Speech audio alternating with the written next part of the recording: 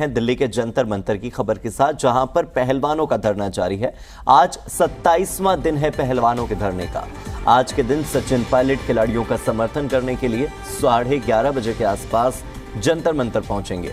वहीं पहलवान जनता से समर्थन की मांग कर रहे हैं। पहलवानों ने कहा है कि बेटियों की लड़ाई के लिए देशवासी समर्थन दें।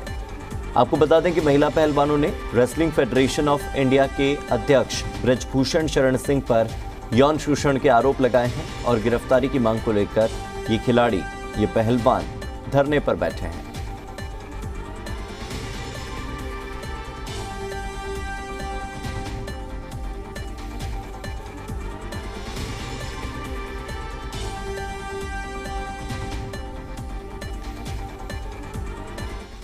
और मेरे सहयोगी आदित्य प्रताप सिंह जुड़ गए हैं ज्यादा जानकारी के साथ। आदित्य, 27वां दिन सचिन पायलट 11:30 बजे पहुंचने वाले हैं, और क्या नया? आज कोई पैदल मार्च या कोई तैयारी पहलवानों की? आज का दिन कैसे खास होगा और क्या आज के दिन होने वाली गतिविधि से सरकार पर कोई दबाव बनेगा? बिल्कुल हार्दिक, सबसे पहले तो आपको यहाँ की सुबह की तस्वीर दिखाता हूँ। आप देख सकते हैं कि अभी भी तमाम किसान संगठन और खाप पंचायतों के जो लोग हैं वो लगातार जो समर्थन देने की बात थी वो लोग यहाँ पर पहुँचे हुए हैं। और जो पूरा समय है, कई खापों से, कई किसान संगठनों से लोग यहाँ पर रात्रि में रुक रहे हैं। और उसके बाद कहीं ना कहीं जिस तरीके से यहाँ पर पहलवानों को समर्थन देने की बात महापंचायत में हुई थी, वो कहीं ना कहीं एक बार वो कवायद फिर से शुरू हो गई है। फिलहाल जिस तरीके से आज यहाँ पर कहीं ना कहीं बड़ी राजनीतिक हस्तियाँ पहुँचने वाली हैं और संभवतः शत्रुघ्न सिन्हा जो टीएमसी से इस समय सांसद हैं वो भी यहाँ पर पहुँच सकते हैं 12 बजे के करीब। लेकिन सचिन पायलट के आने की सूचना जो है वो कन्फर्म है, 11:30 बजे यहाँ पहुँचेंगे। जिस तरीके से लगातार राजनीतिक लोग यहाँ पर पहुँच रहे हैं, कहीं ना कहीं जो दिल्ली पुलिस है उसके लिए भी प्रशासनिक व्यवस्थाओं को संभालना कहीं ना कहीं मुश्किल हो रहा है। आपको दूसरी तरफ की तस्वीर दिखाऊंगा। ये वही बैरिकेड है जहां पर कुछ समय पहले थोड़ा सा हंगामा किसान संगठनों के द्वारा देखने को मिला था। वहां पर आरएएफ की तैनाती कर दी गई और डबल लेयर बैरिकेडिंग जो है वो की गई है, ताकि किसी भी तरीके की कोई अनहोनी या कोई अवांछित तत्व इस पूरे माहौल को या इस पूरे प्रदर्शन को खराब ना कर सके। बहरहाल जिस तरीके से राजनीतिक दल लगातार यहाँ पर आ रहे हैं, लोग जो पहलवान बैठे हुए हैं उनको अपना समर्थन दे रहे हैं, उससे कहीं ना कहीं पहले भी ये कहा जा रहा था कि ये कहीं ना कहीं कई लोगों के लिए राजनीतिक मंच हो गया है। लेकिन लगातार पहलवान भी देश के लोगों से अपील कर रहे हैं कि उनको ज़्यादा से ज़्यादा समर्थन मिले, ताकि उनकी जो लड़ाई है वो मजबूत हो और ब्रजभूषण शरण की गिरफ्तारी हो। जी हार्दिक। आदित्य, इसी बीच बबीता फोगाट का जो ट्वीट था उसे लेकर बहुत लोग बातचीत कर रहे हैं। बिल्कुल हार्दिक, देखिए कुछ समय पहले की बात है कि एक सोशल मीडिया यूज़र ने बबीता फोगाट को लेके लिखा था। उस पर कहीं ना कहीं प्रतिक्रिया विनेश फोगाट ने दी थी और सबसे पहले विनेश फोगाट ने ये लिखा था कि अगर आंदोलन में सहयोग नहीं कर सकती हो तो हमारे आंदोलन को खराब मत करो। ये विनेश फोगाट ने पहली बार बबीता फोगाट पे आरोप लगाए थे। उसके बाद कहीं ना कहीं ये लगभग 20-25 दिनों बाद बबीता फोगाट का इस पे रिएक्शन आया, जिसपे उन्होंने बहुत सारी बातें लिखी और कहीं ना कहीं इंडिकेशन जो था वो यहाँ पर बैठे पहलवानों को लेके ही था कि किस तरीके से राजनीतिक समर्थन के बाद कहीं ना कहीं एक राजनीतिक मंच बनता जा रहा है। ये सर्वविदित है कि बबीता फोगाट भारतीय जनता पार्टी से जुड़ी हुई हैं और लगातार भारतीय जनता पार्टी की नीतियों को लेकर वो लोगों के बीच में होती हैं।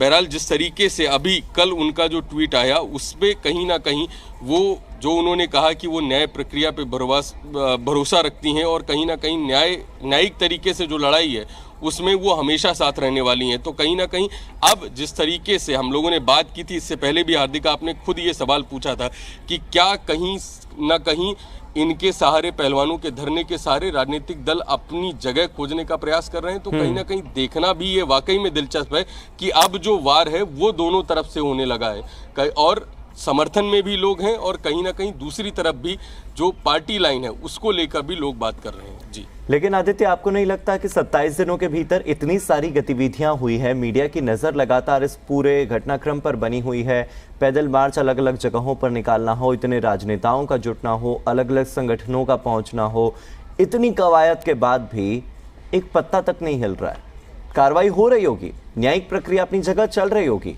लेकिन मैं बात कर रहा हूं कि ये जो सरकार पर दबाव बनाने की कोशिश है, सरकार की ओर से ब्रजभूषण शरण सिंह पर क्या कार्रवाई हो रही है, इस मामले में अब तक शायद एक भी अपडेट नहीं मिला है। देखिए, बिल्कुल इस बार जो पहलवान यहाँ पर बैठे तो वो सरकार से लड़ाई को लेकर नहीं बैठे थे। उनकी सीधी लड़ाई थी न्यायिक व्यवस्था से और जो कानूनी व्यवस्था है। सुप्रीम कोर्ट गए, पहलवानों ने सुप्रीम कोर्ट में याचिका दायर की, जिसके बाद सुप्रीम कोर्ट ने कहीं ना कहीं दिल्ली पुलिस से कहा कि अभी तक एफआईआर दर्ज क्यों नहीं हुई। दिल्ली पुलिस ने एफआईआर दर्ज की। इस समय बयान जो हैं वो लगातार दर्ज हो रहे हैं सभी पीड़िता पहलवानों के। इसके अलावा ब्रजभूषण शरण सिंह को भी बयान दर्ज कराने के लिए बुलाया गया था। तो सुप्रीम कोर्ट ने भी कहा कि आपने जो मांग की थी वो हमने मांग पूरी की है।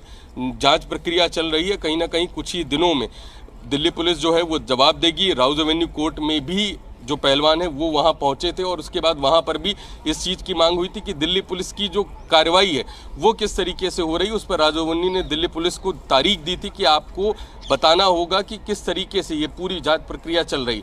और फिलहाल हार्दिक, क्योंकि यहाँ पर केवल सरकार पर दबाव बनाने की बात नहीं, सरकार अगर दबाव बनाती भी है तो क्या होगा, WFI से वो वहाँ हट चुके हैं। सरकार के दबाव में ना ही न्यायिक प्रक्रिया आ सकती है ना ही दिल्ली पुलिस की जांच, क्योंकि दिल्ली पुलिस सभी पहलुओं पे जांच कर रही है। जो SIT की रिपोर्ट है उस पर भी कहीं ना कहीं जांच होगी और जो खेल मंत्रालय के द्वारा उस समय कमेटी का गठन हुआ था वो जांच की जो पूरी एक लिस्ट थी, बड़ी एक मोटी फाइल है, उस पर भी कहीं ना कहीं लगातार जो है वो बातचीत चल रही है। जो बयान दर्ज किए गए हैं उनमें कहीं कॉन्ट्राडिक्शन नहीं है, किस तरीके से बयान दर्ज किए गए, बहुत सारी चीज़ों पे बात चल रही। तो अगर सरकार पे दबाव बनाने की बात है तो शायद पहलवान ये लगातार कहते रहे कि हमारी लड़ाई जो है वो सरकार से नहीं, हमारी लड़ाई सिर्फ इसलिए है कि ब्रजभूषण शरण की गिरफ्तारी हो जाए। और लेकिन अगर जांच कमेटी के गठन होने की बात थी तो फिर जांच कमेटी गठित होने के बाद महीनों बीत चुके हैं, रिपोर्ट अब तक सार्वजनिक हो जानी चाहिए थी। रिपोर्ट का सार्वजनिक न होना भी तो अपने आप में एक सवाल खड़े करता है। हालांकि शुक्रिया आदित्य इस जानकारी के लिए, सुबह की इन ताजा तस्वीरों के लिए।